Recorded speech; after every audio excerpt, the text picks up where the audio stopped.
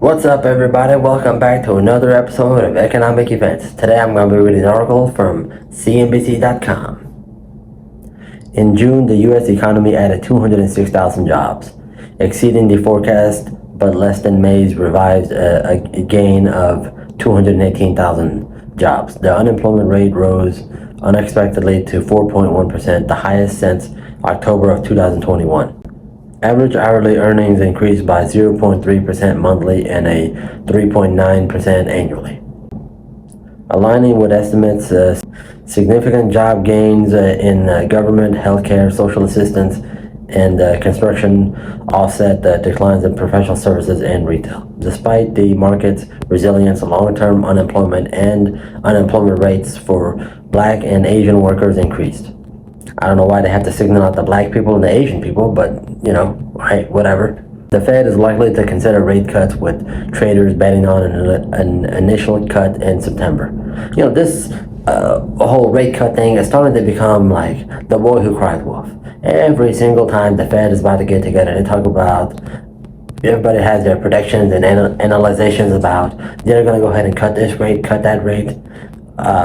The thing is this, it's like the old saying, a broken clock is right twice a day. If you predict a rate cut 10 times and you're wrong 9 times, but the 10th time you're right, that's all people worry about is number 10. They don't talk about it, to put into sports analogies, or if you're an NBA player, you shoot 1 for 10, you're 10%. Nobody talks about the one you make, unless if it was a game winner, which happens sometimes, but that's irrelevant. I don't know how I got onto a sports topic all of a sudden, but again, like I say, if you talk about 10 times you predict a rate cut, and then finally on number 10 you're correct, you're not an expert. You're just somebody who just is throwing spaghetti at the wall and seeing if it's going to stick.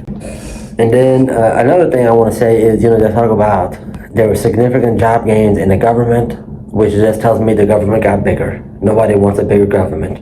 Well, not everybody, not nobody, but some people do. Most people don't.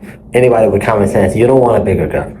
Okay, so the government getting more jobs just means that our taxes will go up. That's all that means. And you talk about, healthcare, that's nice. We do need more of those. The social assistance, I'm not sure what they mean. Are they talking about social workers, or I don't really know.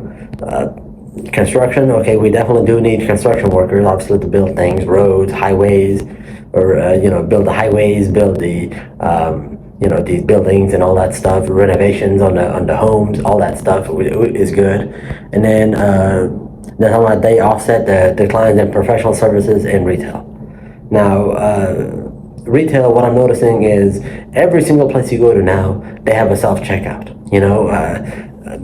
Probably the last bastion of solidarity when it comes to not having self-checkout is probably Aldi, which I'm sure there's some jackass in the comment section who said, well, not at my Aldi, we have self-check. Okay, you're the anomaly, but I'm talking about generally. So most often there's Aldi is one of the few companies out there who still has a regular cashier over there. I shouldn't say regular cashier, I'd say a real human. How about that?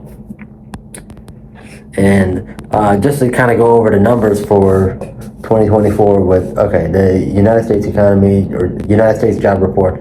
In January, it was 3.7%. February jumped to 3.9%. March dropped to 3.8%. April went up to 3.9%. May went up to 4%. And then June is up to 4.1%. So let me read that off again. You're talking about March, April, May, and June. That's 4 months in a row where unemployment went up by 0.1%. So we're starting to see unemployment start to creep up a little bit. And then they're talking about these rate cuts. They're starting to become like the Loch Ness Monster. I'll see a rate cut, I guess, when I see Bigfoot or the Loch Ness Monster, whoever, alien. So it's starting to become kind of mythical with these rate cuts. And every single month that these people, the Federal Reserve is about to have a meeting, we got to hear somebody else come up with a brand new prediction, hot take, if you will, about the next rate cut, whether it's 50 points, 25 points, 100 points, whatever it may be. Me personally, again, I'm going to go out on another prediction. If you watch my last few videos, I've been right so far. So I'm not over 10, guys. I'm looking like 3 for 3, 4 for 4. All right. So my percentage is looking pretty good right now. So I'm gonna say in the July meeting, I think it's July 30th and 31st, they're not gonna do any rate cuts. They're just gonna hold where they're at. Now, what I predict is gonna happen is they're gonna sneak in a rate cut. I'd say probably in September is most likely, but July is off the table. Now they should be raising rates actually, because you look at the U.S. homes are still very expensive, but if the unemployment rate or the unemployment rate, I look at it and it goes up. Basically, in 4 months, it goes up by 0.4%. That tells me that we're on the way towards a recession if we're not already in one. And the thing is, with the United States economy, I'll just be honest, it's a house of cards. Just a little bit of wind blows by and it just knocks the whole thing over. That's pretty much how it is right now with it. So, you've got obviously inflation is still crazy. I don't care what they say, it's not 3.9%, it's not 3.2%, whatever they want to put out there. You measure inflation, real inflation that is, by looking at what it costs to bring something in the country and what it costs to bring it out of the country. Imports, exports. And the number, if imports are 15% and exports are 20%, inflation is 17.5%, right down the middle. That's the real number right there. So, again, that's just my opinion, I'm not some economist here. I'm just some guy on YouTube throwing random numbers out there. So this is all, at the end of the day, just entertainment, so take it for what you want. I hope you all enjoyed this video. Remember to like the video, subscribe to the channel, hit that little bell next to my name. That way you get notified every time I post a brand new video. I like the comments that are coming in. I don't always get a chance to reply to all of them, but I do see them all for the most part, and they're very enjoyable. Even the ones that talk about my bald head or whatever. I'm still waiting for them comments to talk about my good looks, or my intelligence.